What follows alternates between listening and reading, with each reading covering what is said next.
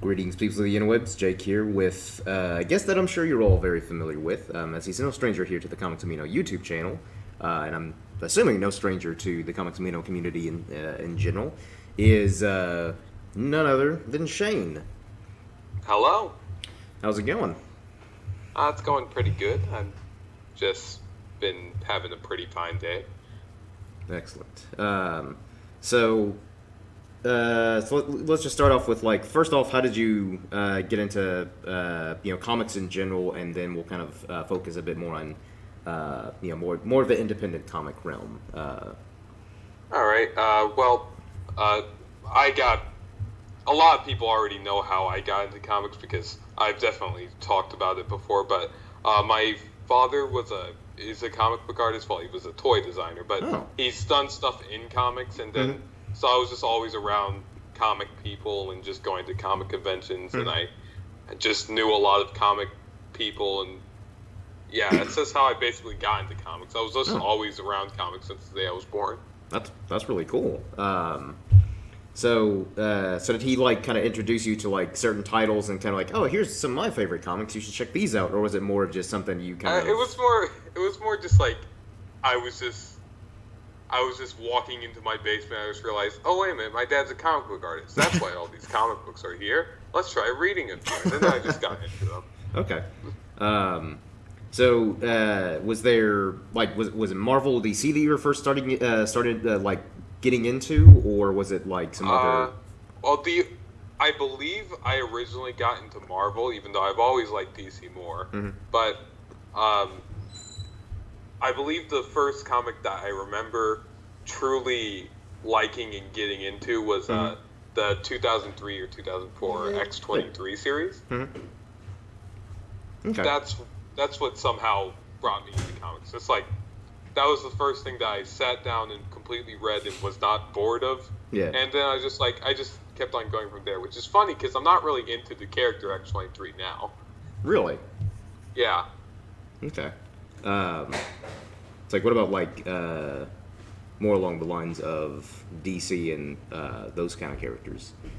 DC, I would like to think that the first thing that I remember truly sitting down and reading from DC, like, I've dabbled with it. I can't really remember, but big highlight would have to be Batman Hush. Mm-hmm. That's one of the first ones I remember. And that seems to be, like, a very common story that a lot of people kind of first, if it wasn't like their first Batman story, it was like the kind of first definitive one that, like, really got them into the character and, like, the mythos behind Batman. Yeah, which is surprising because whenever reading Batman Hush, now I sort of realize, wow, how did I get into Batman from this? This is really it's really deep into his mythos. It's just like, it's not really a beginner title. No.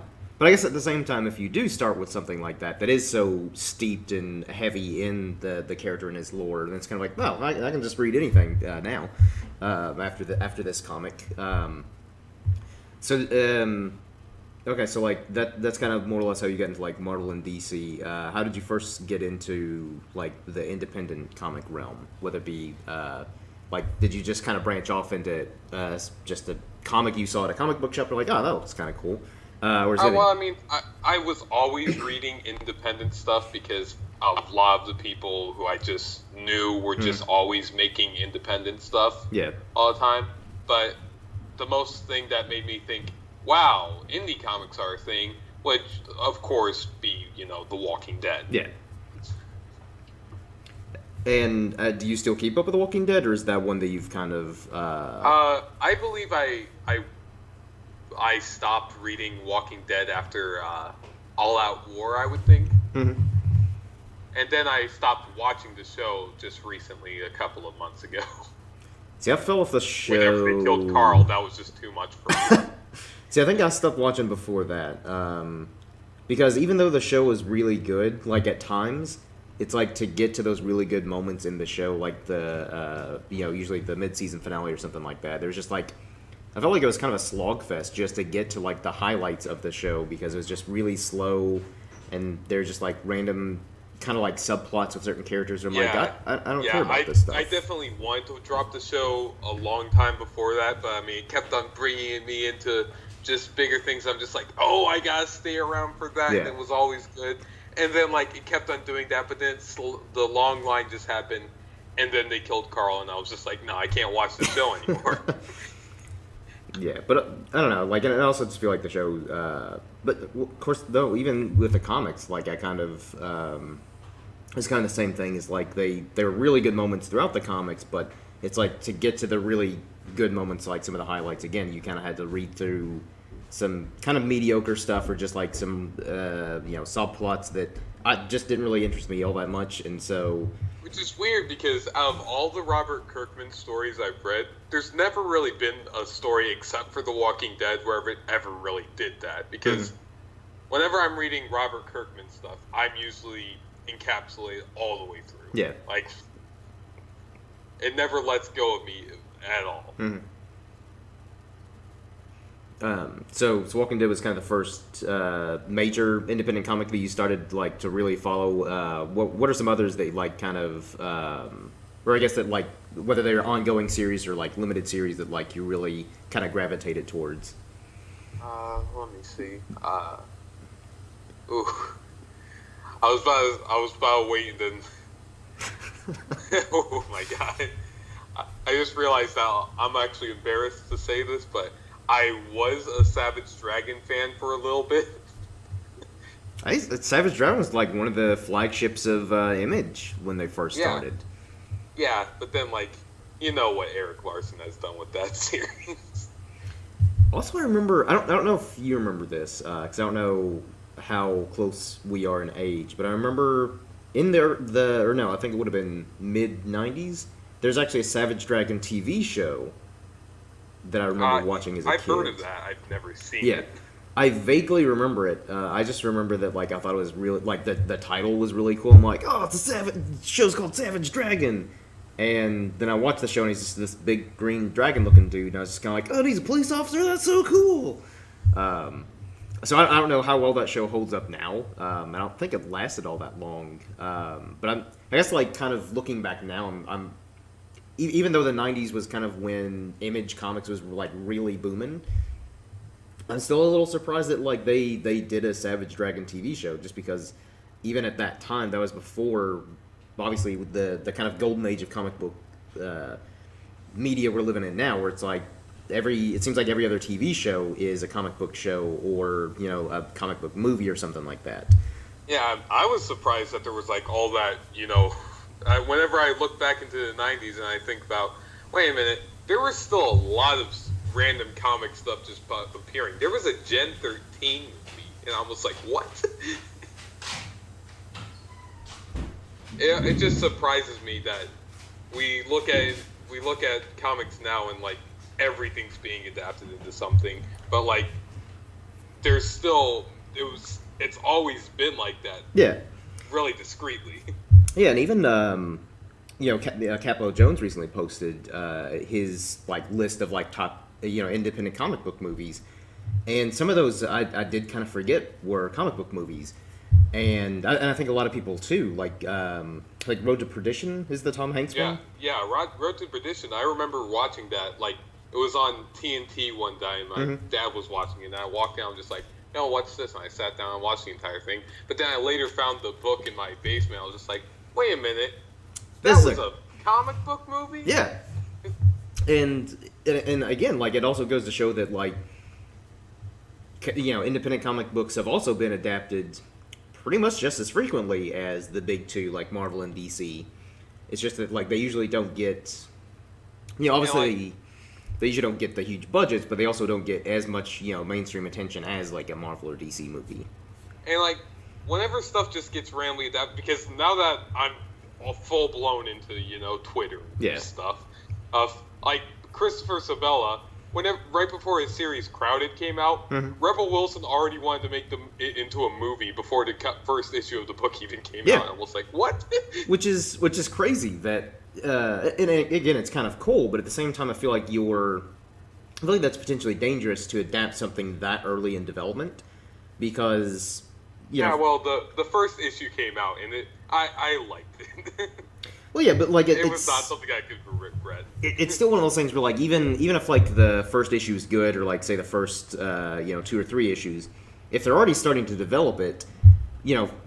Sometimes, like people can write a script for a TV show or a movie pretty quick. So it's like they could start writing the script, and they're like, say halfway through the script, and they're like, okay, what happens next? And it's like, oh no, the next issue isn't out yet. Like it probably won't be out for like another month or something. It's kind of like, well, what do we do then? Do we just go completely original material from here, or do we wait until the writer's done with like the first like story arc or something? So I think that is something that could potentially hinder some of these adaptations, and whether they be Marvel, DC, or independent or whatever, or really in general. Like because I know there's an independent comic called Heathen that's I think the first volume only came out early this year, and I think that's already been optioned to become I don't remember if it's a movie or TV series, but I was really surprised because it's from Vault Comics, who were like a much smaller publisher. Like I think they're starting to finally like kind of rise up amongst the other comic publishers, but they're still relatively small. So I thought that was cool that like that one got optioned, but it's still kind of like, I mean, this is still, they just recently finished up like their first run, like first full volume, and I think they've I don't know how far the second I guess story arc is, but again it's still pretty early on in its conception. So it's kind of like that's pretty crazy that they're basically optioning all these comics pretty much as soon as they hit the shelves. It's kind of like, what's this comic about? All right, I love it. Make it happen. And I wonder, like, how, if those trends continue to happen, and then, like, what's it exactly going to turn out looking like? Because, like, we look over at Japan, and then all the mangas being adapted into anime, like, after just, like, first couple of issues, Yeah. and then like, that's why those shows are being ran with filler, but they're still great. Yeah. And so that's why I'm wondering what happens with comic books if somehow our community becomes that. It just turns into a TV show. Well, I'm a little Which- worried. I'm not sure how that would work because, us comic book fans really do not like many things that stray far from source material. Yeah, we like to nitpick about, and again, especially like things where maybe the movie or TV show changes the costume a little bit, and it's kind of like, what? How dare they not make the costume yellow? It's supposed to be yellow. Or if they make it like a slightly different color of like whatever shade it is, like if it's like navy blue, but they change it to like a lighter blue, we're like, what? Why is their cape not navy blue? So it's weird that we nitpick about like smaller details or things like that. But also like it, I guess in a way, it kind of worries me just ever so slightly that with all these comic books being adapted into movies and TV shows, is I'm kind of slightly worried that they're going to just oversaturate the market with like so many different comic book movies and TV shows that we kind of get a little burnout. Because that's kind of that's kind of what happened. That's almost how the comic industry almost crashed in the 90s and stuff like that. Is because they were just mass producing all these comics because people were buying them thinking that they'd be super valuable later on. And then they just kept mass producing to the point where people stopped buying them, and they're like, "What? We can't do anything with these comics."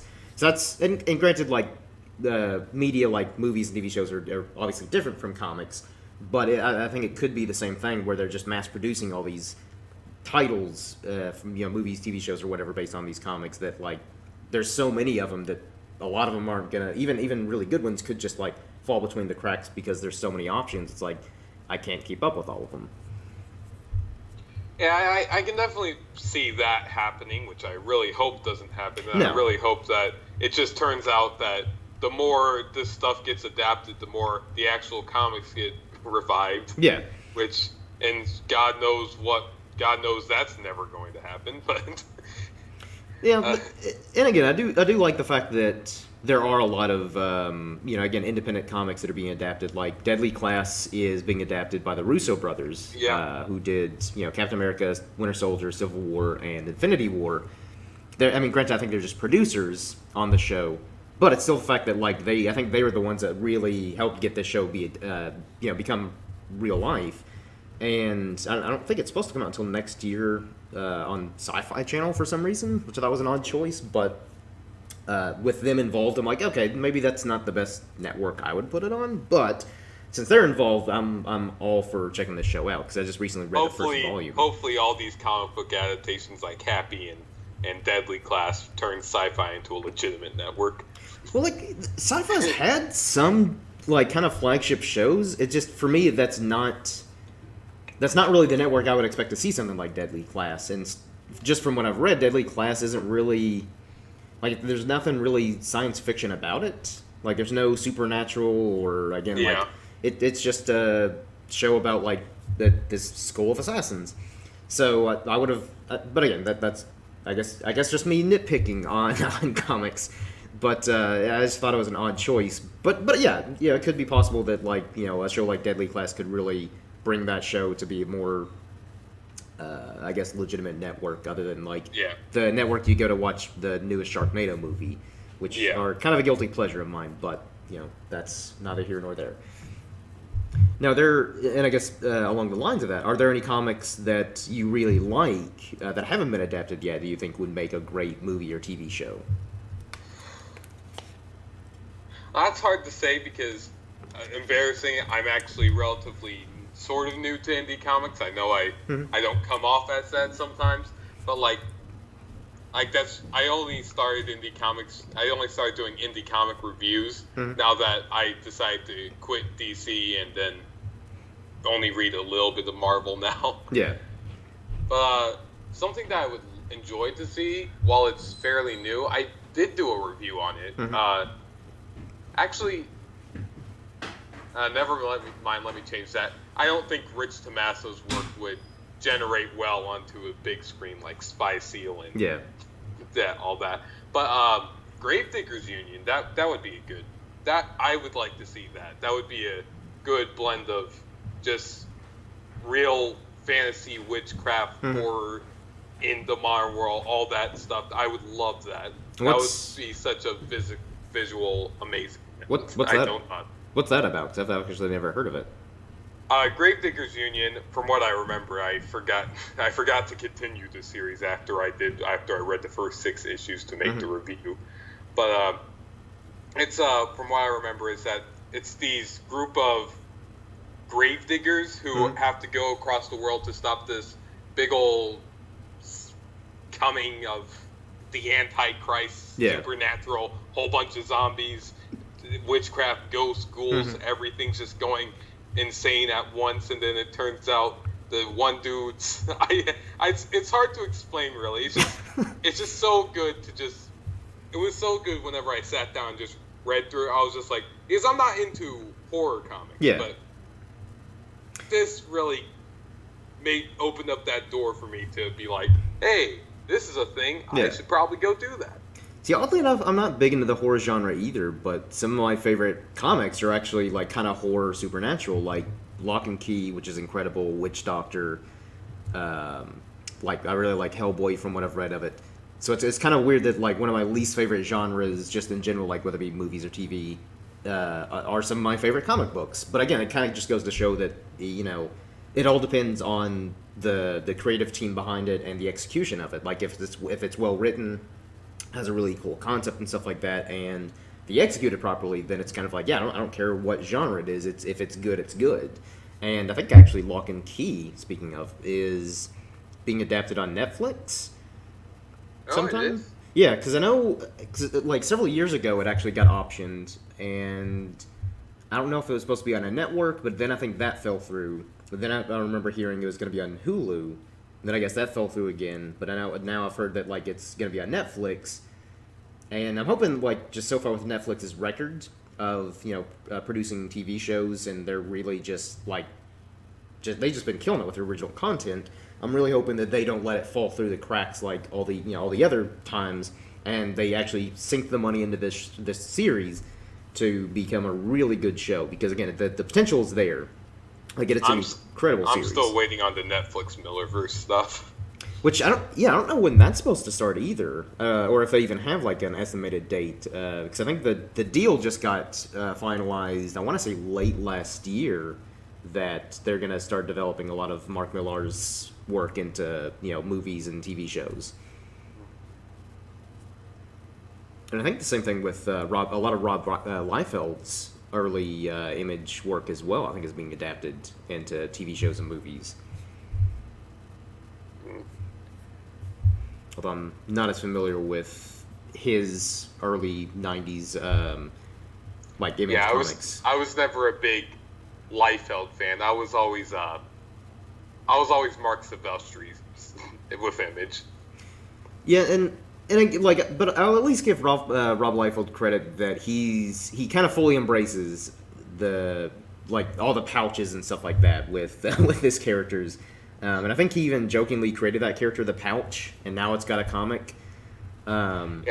Yeah, Rob Liefeld is definitely, to me, the highlight comic book artist to come out of the '90s. Mm-hmm. Even though some of his art is very questionable. Oh yeah.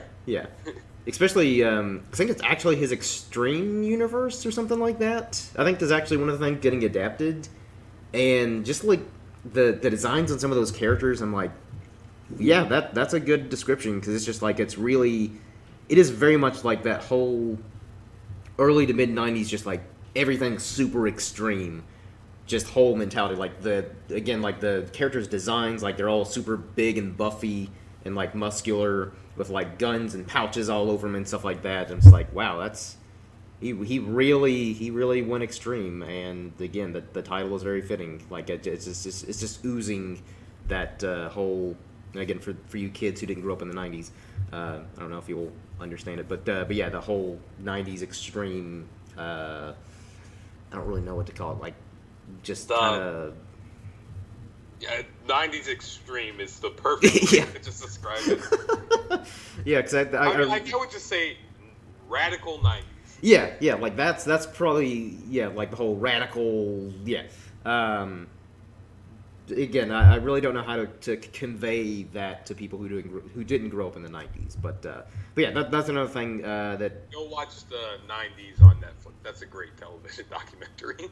I actually haven't watched that yet. I'm gonna have to check that out though, because I saw a little piece of it, the music one, wherever I was just like, wow, the '90s was insane with all this.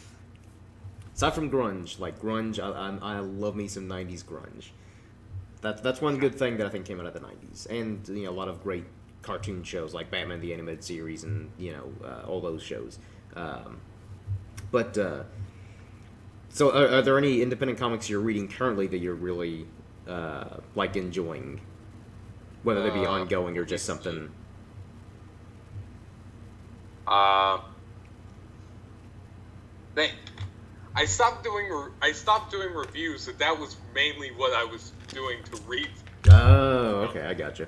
So now I'm mostly just focused on fan fiction, as everybody can tell. But I mean, man, I really need to continue the series. I've been lacking very badly with keeping up with comics recently. I tend to go through like phases where like for a couple months I'm just binge reading tons of comics, buying a whole bunch of trades, and then like I'll go another month or weeks or something like that, and like I'll still have actually have several trades on my end table that I still haven't read, and some of them I've had for like a couple months. So it kind of just depends. Where like that's also why I haven't really been posting a whole lot of like trade paperback showcases up until recently, because it seemed like I was on a pretty good streak where I was posting those like every month or every few weeks or something. But it's just the last 2 months actually I haven't hardly been reading anything. So I'm trying to get back into that and kind of introduce more people to some of these independent comics that I've been reading, like Curse Words. I thought was really good.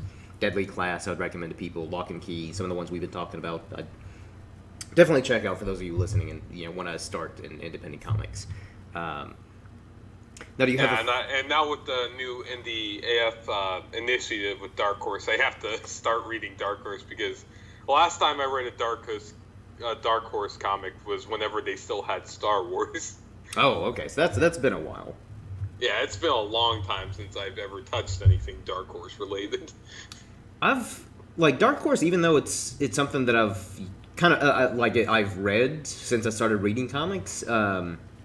It's not something I've read consistently, and it has nothing to do with quality or anything like that. It's just that For me, Dark Horse, it kind of depends. Because, like, I would read some of the Dark Horse Star Wars stuff, which is, a lot of that is just fantastic Star Wars material that I really hope makes it into the new canon for, the new movies or TV shows or whatever. Or just reincorporate it into, like, the new Star Wars comics. But then I would read, like, some Hellboy stuff. So it kind of depends. Like, there isn't, like, it's not one that I read consistently. But it's one that there always are, like, really good titles that I can always fall back on or, check out. Because for me, I'd say Image is, like, usually my go-to indie company. Image has always been my go-to. Image, then I read a couple of, recently Aftershock. And, and I guess third, Boom. Yeah, I do a couple, I read a, no, Black Mask. Black Mask, I read a lot of Black Mask stories. See, I've not checked out Aftershock or Black Mask. What are some of the titles that they publish? The story that got me into Black Mask was Four Kids Walk Into a Bank by Matthew Rosenberg. That made me a Matthew Rosenberg fan. Mm-hmm. It was like how they described it was just immediately sold me. Like, what if Quentin Tarantino directed The Goonies? Okay, yeah, that would definitely get me hooked. And got me hooked, and then the 5-issue miniseries, it just kept on grabbing on me. It was just so funny, dramatic, it's just so great. And that's what made me a Matthew Rosenberg fan. I still follow at Marvel with Punisher, now he's X-Men, now he's doing a lot of stuff now. And Aftershock, I didn't even hear of for a long time. They're really recent. I think they only formed in like 2015, but they have tons of the big old mainstream writers like Adam Glass, Brian Azzarello. Oh wow. There's a lot more people. Christopher Sabella, that's one. And just a lot of people that I'm probably forgetting. It's really sad that I'm forgetting them because they're way more popular than the three people I just mentioned. Yeah. But I can't exactly think of an Aftershock title per se right now. But I just know that they have a lot of writers lined up, and I've just been reading tons of stuff from there. Yeah, and I've heard a lot about Aftershock. The Cold War, that's a good book. Christopher Sabella, again. What's Cold War about? The Cold War, that's it's hard to explain because I only read the first issue, but I guess it's an apocalyptic Cold War. Huh. Okay. And it's robotic stuff. Again, a lot of stuff that I just touch in indie comics is just the weirdest possible thing I can find, and I enjoy it like that because I like the more weirder concepts and ideas because you'll read maybe the description on the back of the issue or back of the trade, and it's kind of like it'll give you the description. It's kind of, and it could be something like that. It's like, oh, what happens in a Cold War, but like with robots, and it's a post-apocalyptic. You're like, huh. Yeah. How does that work? And then, like, it kind of gets your curiosity, and you're like, yeah, I'll give it a go. That's how I picked up the series Curse Words. Like, when I read the description of that, I'm like, a wizard who came to our world to destroy it, but then ended up, like, liking it so much and became, like, an agent to just, take odd jobs and has a talking koala. I'm like, okay, I'm down for this. It sounds weird and out there, but that's kind of what I gravitate towards. Yeah, some big names that work at Aftershock: Adam Glass, Brian Azzarello, Donny Cates. Donny Cates is there too. Really? Frank Tyree follows me on Twitter. Garth Ennis, of course. Always a nice pick. And yeah, just a bunch of other big names that are just there. Mark Waid does some stuff there. Yeah, wow. And so, man, I actually have to go through the list to see what I've read from there, because I know I've read stuff from there. Just I can't think of anything, because it's been a while. Yeah. But, I mean, again, if they've only been around since, 2015 and have that many, talented artists and writers, that's pretty impressive to... And granted, I don't know how that works for comic publishers. I don't know if they just, email some of these writers hey, we want you to write a comic book for us. Or if it's just something where maybe these comic book artists themselves are I'm looking for something that'll really let me get out this crazy weird idea, and maybe some of the other publishers are like, nah, that's a little too weird even for us. And then maybe they went to like something like Aftershock, and they're like, I got this weird idea, and then they pitch it, and then they're like, okay, make it happen. Yeah, Aftershock. I mean, Image tends to just be well-rounded in everything. Oh yeah. Aftershock tends to be more just weird stuff, like Baby Teeth.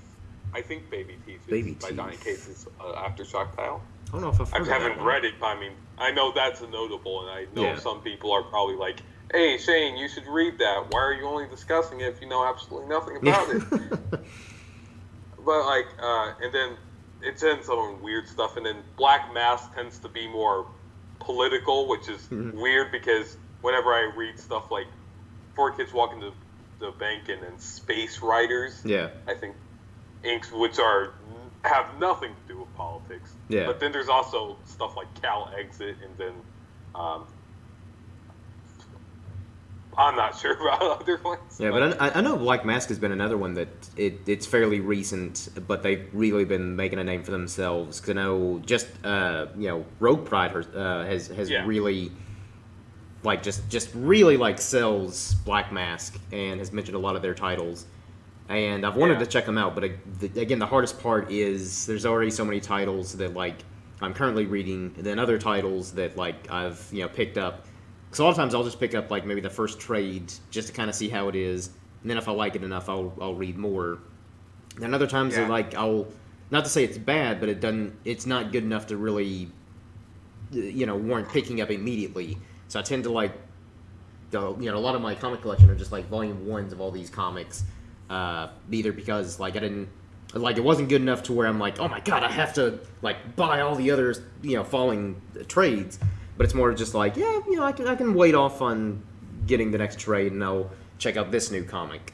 So that's kind of the thing. I think I actually decided to check out Black Mask and then find Four Kids Walk into the Bank by the one.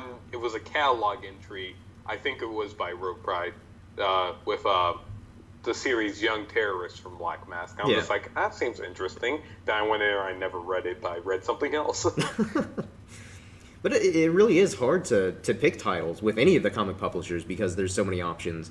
Because, I mean, like you were saying with Image is just so well-rounded in pretty much any genre you can think of. Sci-fi, fantasy, crime drama, the list just goes on. And so you're looking at, like, their catalog, whether it be, like, their older stuff or current stuff or whatever, and you're just like, this all sounds great, and I like all these people attached to it, but whether it be the writers or the artists and stuff like that, and it's always hard to pick with just, say, Image, and then you also have Boom Studios, you have Dark Horse, you have Aftershock, Vault, so it's just it's this overwhelming, but I think in kind of the best way, this overwhelming sense where you have so many options that you're always just spending hours or however long, like in the comic book shop or like online, just looking at all the various titles, being like, ooh, that looks good, that one sounds good too. Yeah, definitely. And then you look at your wall and you're like, but I definitely can't afford all these. Yeah. You see, I buy majority of my stuff on Comixology, mostly just because I don't want to deal with the people at my comic shop. And Comixology is actually, like, there have been a lot of times where I've checked out comics on there, because they have the... Yeah, they have the Comixology original stuff that's coming straight from Amazon. And since I have an Amazon account, I can just sign. It's super easy for me to sign up for it, and they also have like their unlimited, so you can actually check out like sometimes even full first volumes of certain comics and read them for free. So for those of you who maybe don't have the maybe you're a little bit younger and don't have a job yet, or maybe you're like a poor college student like a lot of people, and don't have the money, just go on Comixology. They've actually got a really good selection of, their unlimited, which is basically like the ones that you can basically read for free. And again, some of them will be individual issues of Marvel, DC, and various independent publishers. But I know for sure they've got the first volume of Saga that you can read for free. I think same thing with Lock and Key. Bomb Queen is on there. I think Rat Queen's maybe. But just really a huge, and I think even Judge Dredd, Hellboy. So basically, like top tier, like well known titles they have, you can at least check out like maybe a few issues or the first volume for free, and I think that's a really good incentive to get people, to use Comixology, because it's like if you can get them hooked on like a few titles, again, whether they be Marvel, DC, or independent comics, and let them read those first few issues or first volume for free, then they're like, oh, this is really good. Then that's when they'll pay for the following issue or following trade, and they're pretty reasonable with their prices too. Yeah, it really tends to be just like really cheap stuff, really cheap and good stuff just coming out of Comixology, because there's all these special Comixology deals that Marvel and DC all do. Prefer more majority Marvel. Yeah. But like, and just like you can get like $50 discounts, which for $4 it's only like $1. Yeah. Yeah, no, like they've got really, really good deals on Comixology, and pretty frequently too, because a lot of times I'll get emails where it's kind of like, oh, like 45% off Marvel titles, or 60% off these titles, and I'm like, wow, that's how are you staying in business if you're giving like these deals on what seems like a regular basis? Yeah, it's just because it's Amazon. yeah, and Amazon has all the money in the world. So yeah, for those of you listening, and again, or even if you have like the means to buy like several comics a week or whatever, Comixology is just a really good kind of way to pick up on certain titles just to see if you like them well enough. Like maybe read the first issue for free, see if you like it, and then maybe buy the next issue at a comic book store or online on Comixology. And the only thing you have to worry about by buying stuff off Comixology is that collectors are going to dislike you. Yeah, that might be the only downside, but like or if you're running out of room on your comic book shelf and don't have a whole lot of shelf space, then digital comics is always a nice alternative. Because I've been trying to like. It's been a long time since I've ever bought a comic in print, which is just really bothers me. Which is like, what if somebody like comes over and sees what I have, and it's going to be like, oh wait a minute, that's embarrassing. I try to buy mostly then physical... I whip out my phone and I show my Comixology collection, and they're just like, oh my god, yeah, that's impressive. Which again, it's kind of getting to that point to where now that everything's digital and streaming, that like used to you could go to like a comic book collector's house and see just tons of shelves with filled with comics, but now it's kind of like you go to someone's house like, oh, I thought you said you were a comic book reader. It's like, oh, I am. They're just all digital. And then again, they pull out their phone or laptop or something. It's like, look at all these titles. And it's just like, 50 pages of comics. It's like, oh, wow. Okay, yeah. You're just, you kind of expect physical trades, which that's usually what I stick with. But every now and then I do check on Comixology to see if, because sometimes I can actually find things cheaper on Comixology than I can like in a comic book shop or even on Amazon. So I'll just buy it online. So I've kind of been like buying a little bit more stuff online with Comixology. And I feel like the rate we're mentioning Comixology, maybe we should get some sponsorship here. So Comixology, if you're listening, be much appreciated. But yeah. Anyways, I guess digressing from using Comixology, are there? Yeah, that was a big talk. So are there of independent comics, like are there like out of the movies that you've seen, like are there any that like you think really stand out, not only as just a good adaptation but a really good comic book movie or just movie in general? Really good. I was about to say Preacher, but then I realized you really do not like the Preacher adaptation. No, I hated that first season. It was I hate it. I mean, like, I like the first season for the originality, because, like, the second season definitely stick closer and was way better. But, I mean, I like the first season because it really gave them a sense of where the characters were coming from after, like, well, the town just blew up, and they're just like, well, I guess we're on our journey. Yeah. It gave them a good interaction about how to, because whenever I started Preacher, the actual comic, it was like, wait a minute. So he's a vampire, and this dude has the power of God. Wait, what's going on? Yeah. That's something that bothered me. So I liked the introduction, and I think it was pretty okay how they did it. Like, some things they definitely could have done better, like, I can't think of the character. The mayor, I did not like. Oh, yeah. Yeah, there's some things I think they could have done a lot better. One character that I actually surprisingly liked way better in the show than I did in the comic was Sheriff Root. See, I don't know. Like there were some things that I thought like because I really like the actor that plays Cassidy. I think he's pretty spot on, and that was the one kind of redeeming quality for me personally in the first season is, and again like it's got a good cast because I like what can I think is Dominic Cooper who plays Jesse.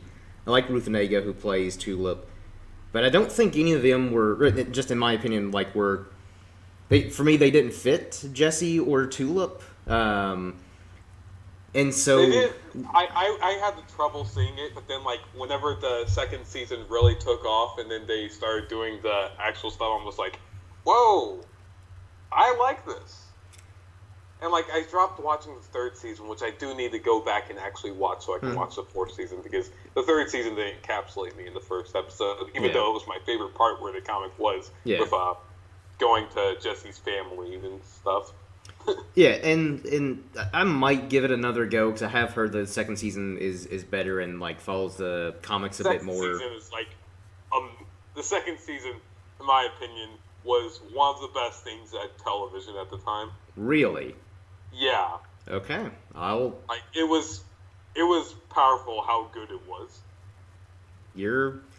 You're selling me on something that I never thought I would do in rewatching Preacher because I hated that first season so much. It got way more enjoyable. Like the first season, it hooked me on it mostly because like I wasn't as big of a fan of the comic in the early days, but whenever it got to the second season, that's whenever I was like, "Hey, this is the part of the Preacher that I like," and it went off and got insane. It was beautiful. I might give it a go then. May not be immediately. I'm probably going to take my sweet time with it, but I might actually end up giving it another go, and hopefully I'll enjoy season 2 more. But I will give it credit though that they at least got the tone right for the most part, like with just the crazy kind of hyper violence of Preacher, because and really anything Garth Ennis writes has that very kind of similar hyper violence and the kind of it doesn't really hold back. Like Garth Ennis will very much unapologetically write the content and again have like this brutal violence and just not really politically correct in a lot of ways. And it's funny that it all takes place in the Deep South, even though Garth Ennis is British, right? No, I think he grew up in Northern Ireland. Northern Ireland. Yeah, pretty sure Northern Ireland. Seth Rogen and then Evan Goldberg, they're both Canadian. Yeah. But again, I think that it is interesting though that like Garth Ennis wrote arguably his most popular series. Again, takes place in the Deep South, yet he's not even from the U.S. But again, it also just goes to show that like if you're a good writer, then you can write. It doesn't matter where you grew up. Speaking of the Deep South, I just realized I went this entire stream talking about indie comics and did not mention my favorite indie comic of all time. Southern Bastards? Yes, Southern Bastards. I've only read the first issue because one of my friends that I played D&D with, like me and him will swap comics a lot of times when we meet up for D&D. So he loaned me the first issue, and I really liked it. So I think it's something that I'll have to actually buy the first trade of. The first volume was great. It really got me into it, but then I was just like, hey, what's going on? And then volume 2, that's whenever I was just like, whoa, they just completely flipped this series on its head, and it's insane now. Volume 3 was definitely the weakest one. I was just like, it got cool stuff. I mean, like, I can't exactly remember Volume 3 that well. But then Volume 4, that was whenever I was like, it was so amazing until the ending.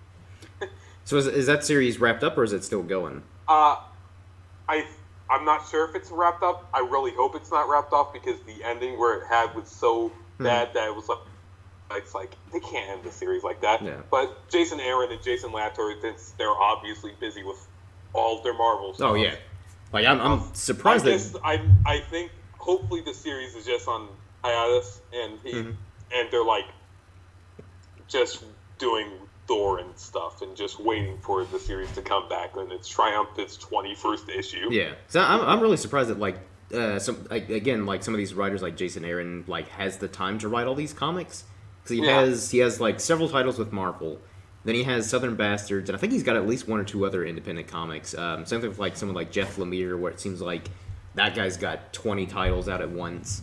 But that was another thing. Don't even get me started on Bendis. See, I haven't really read a whole lot of Bendis. Bendis has like 12,000 titles at the moment.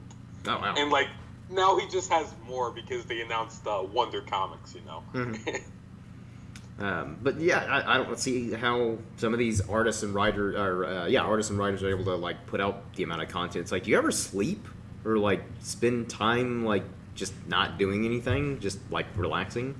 That was actually a topic that touched upon, even though it was a Scott Snyder video, his one YouTube channel, the one video that he uploaded, which was this one thing that really just stuck out to me was just like, you can't stop having ideas. You cannot stop just working. You don't have to start at the beginning of the day and end at the beginning of night, and just like go to sleep. Whenever you have an idea, you have to get up from whatever you're doing and write it. I think that'd be both like very fulfilling, like especially when you are like one of those super creative people that has all these titles. But I feel like that would also be kind of frustrating where like you're like in bed, you're sleeping, and you're like, I can finally just kind of relax, like, you know, take some well-deserved sleep, and then it's like, you know, 2 hours in, you like wake up, you have like, oh my god, I got an idea for a new series, and then you're just like up until like 5 a.m. typing up like the new idea. Yeah, that's how you have to be a writer in anything, in any idea, unless like just to be a creator of something. You have to live life like that. Which, again, it is pretty cool that, like, again, like, someone can just get an idea, like, out of nowhere, and then they're immediately like, oh my god, like, they're at the grocery store or something like that, and then they, like, have to rush home to, like, so that way they don't forget the idea, and again, they're just, like, up all night typing away with this new idea or concept or something like that they, you know, for a new comic or TV show, movie, or whatever. Yeah. So, what were some other like or I guess like adaptations that you've enjoyed so far of like, you know, independent comics and stuff like that, into again TV shows or movies? Hey, what was the question? Like what is like outside of Preacher, like what are some other adaptations that you've enjoyed so far? Adaptations I've enjoyed so far. See, this is really hard because I'm not sure if everything I've watched is a comic book movie or not. Because, like, definitely, like, with Road to Perdition, I didn't even notice that until, like, 5 years after I saw the movie. Yeah. Well, hopefully this is a legitimate comic book movie, and I'm just not just thinking, oh, well, Rocketeer, is that comic book movie? Yeah, the Rocketeer.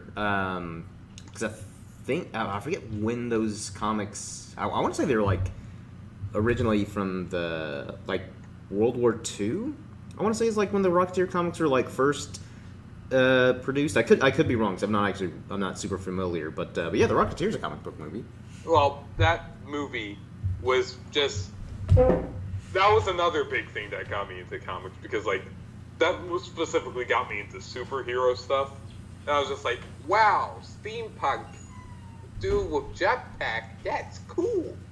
And then I just sat down and just like, that's whenever I got into it. And just like, I'm not sure if it was actually an accurate, good adaptation. But I was like, it was so cool at the time whenever I was like 4.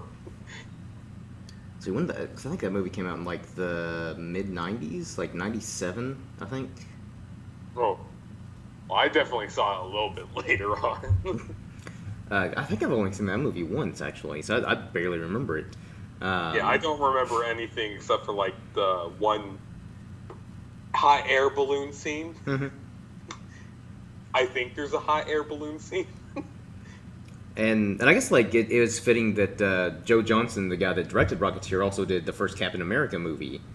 Yeah, which I didn't know that. But Yeah, that's why I enjoyed the Captain America First Avenger more than I really did a couple of different Marvel movies. yeah, because I think I only like 7 out of the 20 Marvel movies, so like really. yeah. It's like the others you just think are okay, or you just don't care for at all. The other ones I just think are pretty mediocre and don't really care for. Like I didn't even bother seeing either Ant-Man movies. They're better than I expected, but I will say that like there are a lot of Marvel movies that I think are kind of just they're mediocre. Like I don't dislike them, but I don't. They're not movies that I'm going to go out of my way to rewatch, like in Infinity War or something like that. Yeah. But at the same time, the fact that we're at this point in the Marvel universe where we have 2 Ant-Man movies, I'm like, they're doing something right. Because I never would have expected to see an Ant-Man movie or Doctor Strange or any of these other like lesser known characters. Because really, even before the MCU, Iron Man, Thor, Captain America, a lot of those characters are just like B, C level characters. And now they're like top tier, A-list heroes. And like I didn't really like any of the DC movies. Mm-hmm. The only one I thought was sort of okay was Man of Steel, to be honest. I love Man of Steel. But there's been a long time since I've seen that. But I hopefully hope changes whenever Aquaman comes out, because I just saw the trailer for it and I'm just like, oh my god, I love Aquaman so much. Yeah, Aquaman's my favorite character ever to be created. Yeah, he's such an underrated character. Which is funny because the movie is mostly pulling from Geoff Johns stuff. Yeah. And I do not like Geoff Johns on Aquaman that much. Really? I thought he didn't put as much care into it as he did with something like Green Lantern and then Flash and then, of course, Justice League. Yeah. It's actually, I really liked his run on Aquaman because I thought he found a good way to kind of make him, like, kind of embrace the fact that he's kind of a joke to most people. But he still made Aquaman, like, kind of a badass when he needed to be. Yeah. But I also thought Peter David, to real Aquaman fans, like, I did not really think that he really turned into a badass because there's Peter David stuff. Yeah. I was just like, wow, this made Aquaman super cool. Yeah. He's also a real big douchebag. Like the first issue of Peter David's run, I believe, Garth comes into the Aqua Cave, and it's just like, "Hey, Arthur, I'm sorry you're not king of Atlantis, but you can't just sit here and be sad." And then he just slaps him, and it just says, "Shut up, speak when spoken to, boy. You can't tell me what to do. Jeez. I was the king." Wow. Yeah, that's a completely different Aquaman than I think what everyone's familiar with. And that's the Aquaman that I love with Peter David and Will Pfeiffer, because like I really love characters who are just terrible people, but they're always right because they're the main character. Yeah, because then you are kind of like, man, I kind of hate this character, but I still like them? Yeah.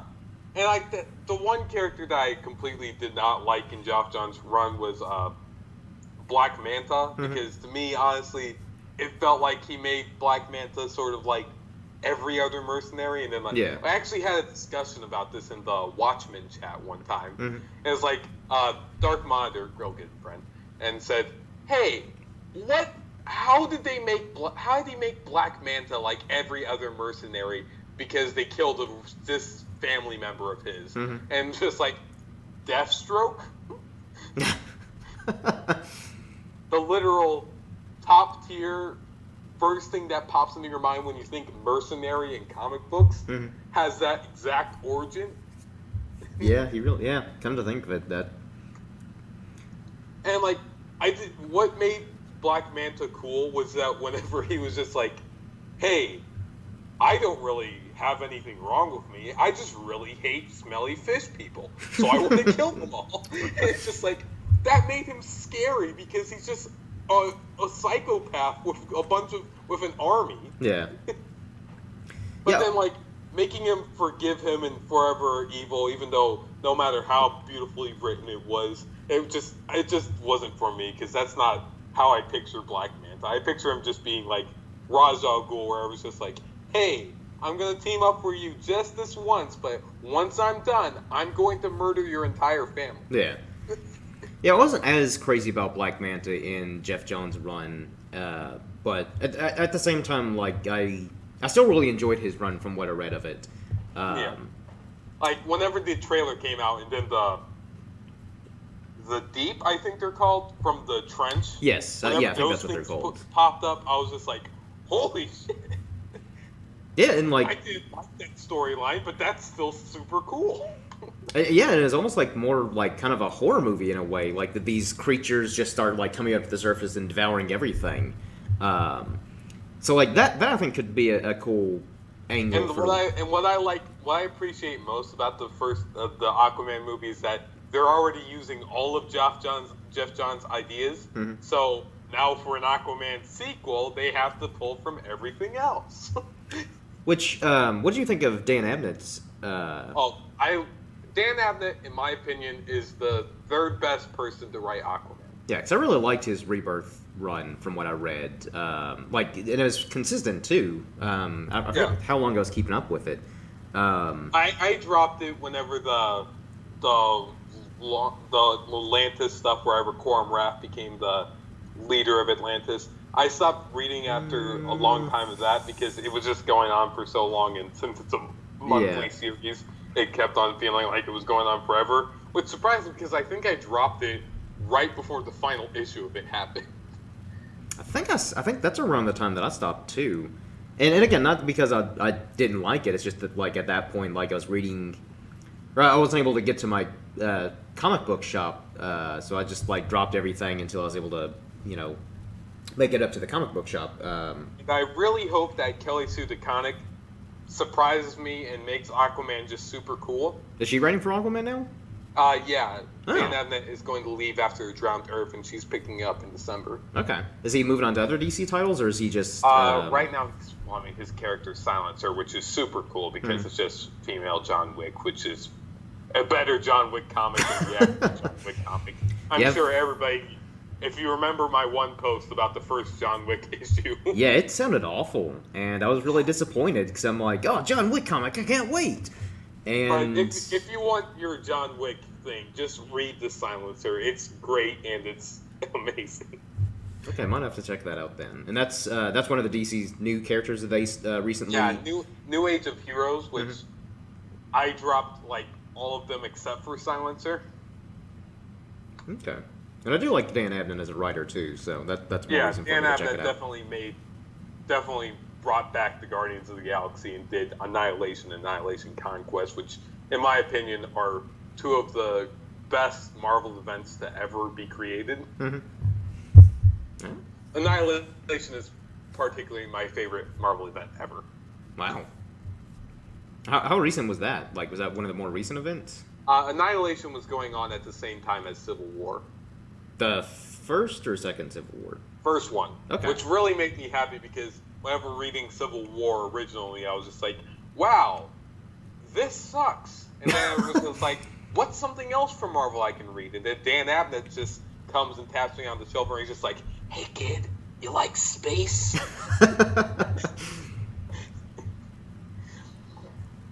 So that's definitely and then just introduced me into Nova Corps and then all of the cool Quasar, Guardians of the Galaxy space stuff, and I was just like, that's why I love it. Okay. That's pretty cool. Because since we're going on about an hour, anything else you want to mention or promote, like blog-wise, before we start wrapping this up? Whenever the Comics Mino awards come around, please vote for me for Best Writer.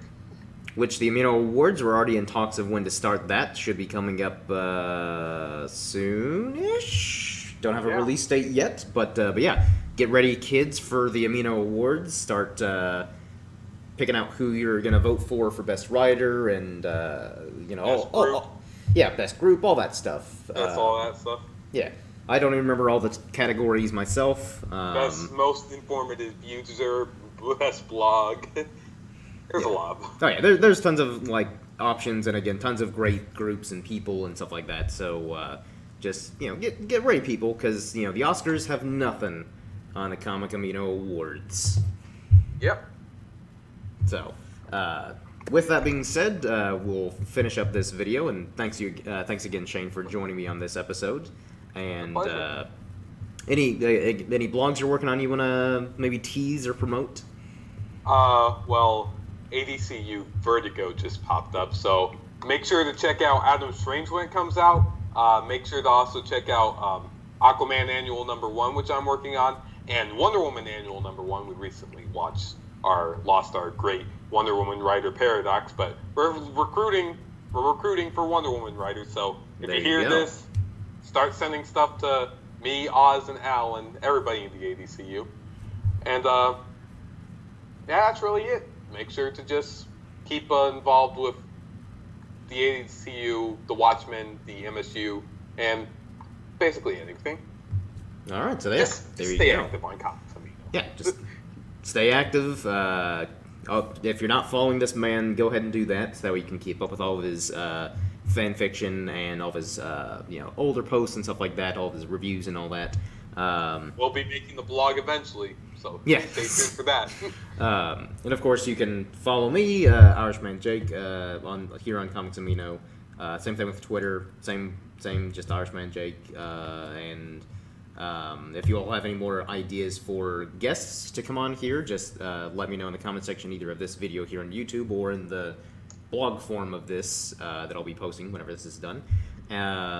Or just message me with who you want to be the next guest, or if you have ideas for new content to put on here, just feel free to let me know. So that way, me and the other curators can get together and figure out the best way to again make more content for this channel, and hopefully upload at least weekly to bi-weekly. But with that being said, thanks for tuning in, everybody, and until next time, cheers.